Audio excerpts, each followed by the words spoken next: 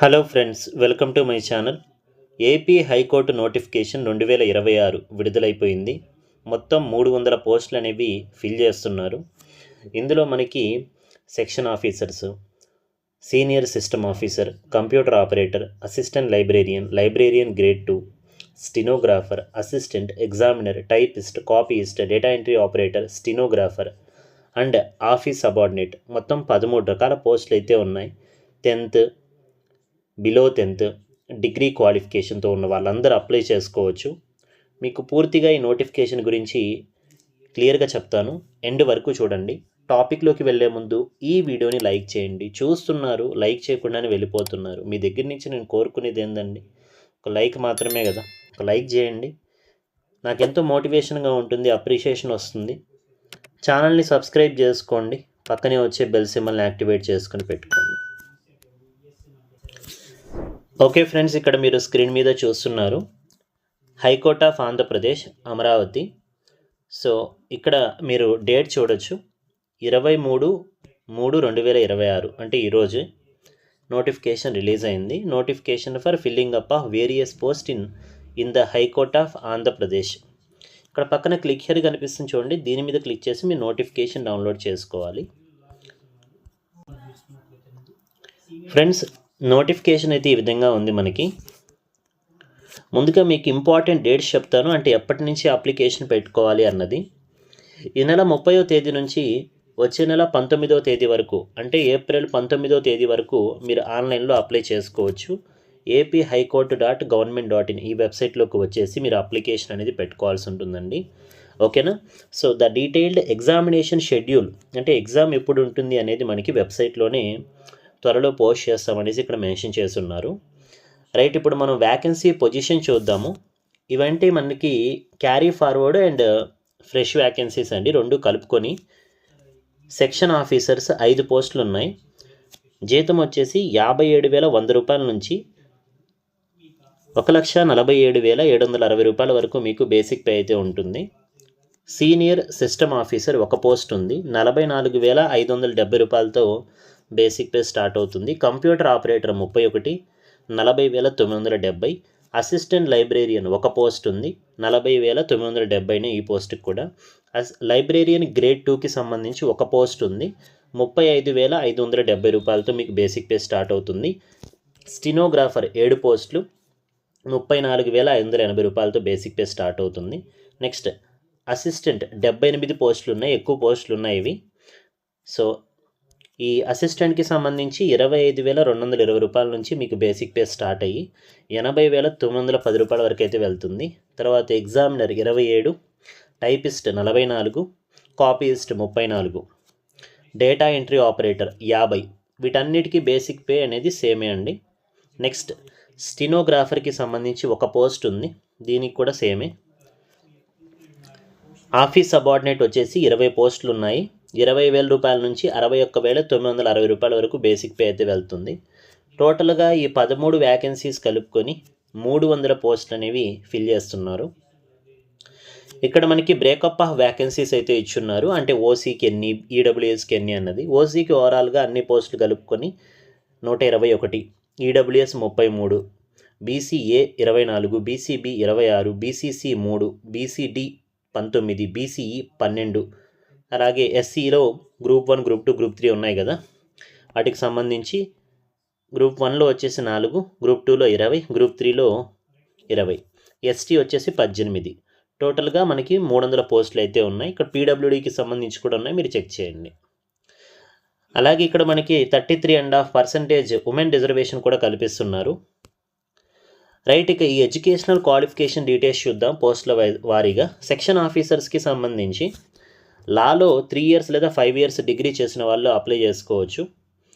Senior system ఆఫీసర్స్కి సంబంధించి అయితే BTech, CSC అయినా, ఈసీఈ అయినా, త్రిబుల్ అయినా, ఐటీ అయినా, ఎంఎస్సి కంప్యూటర్ సైన్స్ చేసిన వాళ్ళు కూడా అప్లై చేసుకోవచ్చు. అలాగే ఎక్స్పీరియన్స్ కూడా ఉండాలంటే మెన్షన్ చేశారు ఇక్కడ, 5 ఇయర్స్ ఆఫ్ ఎక్స్పీరియన్స్ ఉండాలని. నెక్స్ట్ కంప్యూటర్ ఆపరేటర్కి సంబంధించి అయితే కంప్యూటర్ సైన్స్లో డిగ్రీ పొందిన వాళ్ళందరూ అప్లై చేసుకోవచ్చు. అలాగే type writing in English higher grade అయితే ఉండాలి, 45 words per minute. అసిస్టెంట్ లైబ్రేరియన్కి సంబంధించి లాలో డిగ్రీ ఉండాలి, అది 3 ఇయర్స్ అయినా 5 ఇయర్స్ అయినా సరిపోతుంది. అలాగే BLISC బ్యాచిలర్ ఆఫ్ లైబ్రరీ సైన్స్కి సంబంధించి కూడా డిగ్రీ మీరు పొందుండాలి. అలాగే కంప్యూటర్ నాలెడ్జ్ కూడా ఉన్నారని మెన్షన్ చేశారు. Next 5th post librarian grade 2కి సంబంధించి ఆర్ట్స్లో కానీ సైన్స్లో కానీ కామర్స్ లేదా లాలో కానీ, ఓకేనా, ఆర్ట్స్ అయినా సైన్స్ అయినా కామర్స్ అయినా లేదా లాలో అయినా కానీ 3 ఇయర్స్ లేదా 5 ఇయర్స్కి సంబంధించిన డిగ్రీ ఉండాలి. దాంతోపాటు bachelor of library science BLISC course చేసి ఉండాలి. నెక్స్ట్ UD స్టెనోగ్రాఫర్, దీనికి సంబంధించి కూడా అంతే, డిగ్రీ ఉండాలండి. ఆర్ట్స్లో అయినా సైన్స్లో అయినా కామర్స్ లేదా లాలో అయినా. అలాగే technical examination in short hand అలాగే టైప్ రైటింగ్ ఇంగ్లీష్ హయ్యర్ గ్రేడ్కి సంబంధించి అయితే మీరు పాస్ అయి ఉండాలన్నమాట. నెక్స్ట్ అసిస్టెంట్ ఎగ్జామినర్కి సంబంధించి ఆర్ట్స్ సైన్స్ కామర్స్ లేదా లాలో 3 ఇయర్స్ లేదా 5 ఇయర్స్ కోర్స్ సంబంధించినటువంటి డిగ్రీ పొందుంటే సరిపోతుంది. ఓకేనా, ఇంకెటువంటి అడిషనల్గా ఏం అవసరం లేదు. నెక్స్ట్ టైపిస్ట్కి సంబంధించి డిగ్రీ ఉండాలి, టైపిస్ట్ కాపీస్ట్కి సంబంధించి. అలాగే గవర్నమెంట్ కండక్ట్ చేసినటువంటి technical examination type writing higher గ్రేడ్కి సంబంధించి పాస్ అయి ఉండాలి. డేటా ఎంట్రీ ఆపరేటర్కి సంబంధించి కంప్యూటర్ సైన్స్లో మీకు డిగ్రీ ఉండాలి. కంప్యూటర్ సైన్స్ అనేది ఒక సబ్జెక్ట్గా మెయిన్ సబ్జెక్ట్గా మీరు చదివి ఉండాలన్నమాట. అలాగే దీనికి సంబంధించి కూడా ఏంటంటే type writing higher grade pass అయి ఉండాలి. స్టెనోగ్రాఫర్కి సంబంధించి కూడా డిగ్రీ ఉండాలి, ఆర్ట్స్లో అయినా సైన్స్లో అయినా కామర్స్ లేదా లాలో అయినా. అలాగే గవర్నమెంట్ కండక్ట్ చేసినటువంటి టెక్నికల్ ఎగ్జామినేషన్ షార్ట్ హ్యాండ్ అలాగే టైప్ రైటింగ్ హయ్యర్ గ్రేడ్కి సంబంధించి అయితే మీరు పాస్ అయి ఉండాలి. ఇక ఫైనల్గా ఆఫీస్ సబార్డినేట్ పోస్ట్ ఉంది కదా, ఆఫీస్ సబార్డినేట్ పోస్ట్కి 7th క్లాస్ చదివేసి మీరు మానేసున్న 7th క్లాస్ వరకు చదివిన వాళ్ళందరూ అప్లై చేసుకోవచ్చు. ఓకేనా, 10th క్లాస్ చదివిన వాళ్ళు కూడా అప్లై చేసుకోవచ్చు. ఇంటర్మీడియట్ పాస్ అయి ఉండకూడదు, ఇంటర్మీడియట్ ఫస్ట్ ఇయర్ చదివి లేదంటే ఇంటర్మీడియట్ సెకండ్ ఇయర్ ఫెయిల్ అయిపోయిన వాళ్ళందరూ కూడా అప్లై చేసుకోవచ్చు. కాబట్టి ఈ ఆఫీస్ సబార్డినేట్ పోస్ట్కి 7th క్లాస్ చదివిన వాళ్ళు అప్లై చేసుకోవచ్చు, 10th క్లాస్ చదివిన వాళ్ళు అప్లై చేసుకోవచ్చు. అలాగే ఇంటర్ అనేది ఫెయిల్ అయిపోయిన వాళ్ళు కూడా అప్లై చేసుకోవచ్చు. నెక్స్ట్ ఇక ఏజ్ లిమిట్ చూసుకుంటే మినిమం 18 ఇయర్స్ ఉండాలి, మ్యాక్సిమం 42 ఇయర్స్ అనేసి మెన్షన్ చేస్తున్నారు. ఏజ్లో రిలాక్సేషన్ కూడా ఉంటుంది. 5 ఇయర్స్ వరకు SC ST BC EWS వాళ్ళకి రిలాక్సేషన్ అయితే ఉంటుందండి. ఓకేనా, ఏజ్లో రిలాక్సేషన్ అయితే ఉంటుంది. PWD వాళ్ళకైతే 10 ఇయర్స్ వరకు ఏజ్లో రిలాక్సేషన్ అయితే ఉంటుంది. మరి వీటికి సంబంధించి ఏంటి సిలబస్ అండ్ ఎగ్జామినేషన్ ప్యాటర్న్ ఎలా ఉంటుందో చెప్తాను. ఈ సెక్షన్ ఆఫీసర్కి సంబంధించి డిగ్రీ స్టాండర్డ్లో క్వశ్చన్ పేపర్ అయితే ఉంటుంది. సిలబస్ వచ్చేసి జనరల్ నాలెడ్జ్ నుంచి 20 మార్క్స్కి ఉంటుంది, మెంటల్ ఎబిలిటీ నుంచి 10 మార్క్స్, లా సివిల్ అండ్ క్రిమినల్కి సంబంధించి 50 మార్క్స్కి ఉంటుంది ఈ సెక్షన్ ఆఫీసర్కి. ఇక రిమైనింగ్ పోస్టులు ఉన్నాయి కదా, ఇక్కడ ఉన్నాయి చూడండి. ఈ 8 పోస్టులకి డిగ్రీ స్టాండర్డ్లోనే క్వశ్చన్ పేపర్ ఉంటుంది. ఇందులో ఏంటంటే జీకే నుంచి 40 మార్క్స్ అండి, అలాగే మెంటల్ ఎబిలిటీ నుంచి 40 మార్క్స్. ఓకేనా, GK 40 marks, mental ability 40 marks. Office సబార్డినేట్కి వచ్చేసి 10th క్లాస్ స్టాండర్డ్లో ఉంటుంది.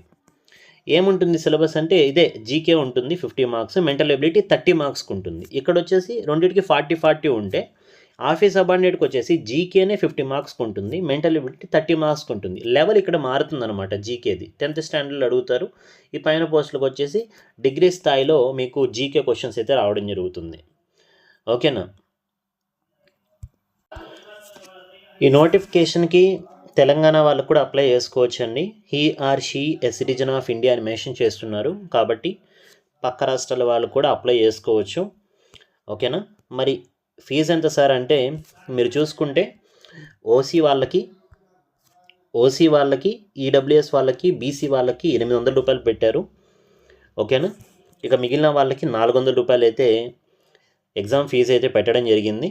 ఓకేనా, సపరేట్గా పే చేసుకోవాలండి. ఓకేనా, ప్రతి పోస్ట్కి మీరు సపరేట్గా పే చేసుకోవాల్సి ఉంటుంది.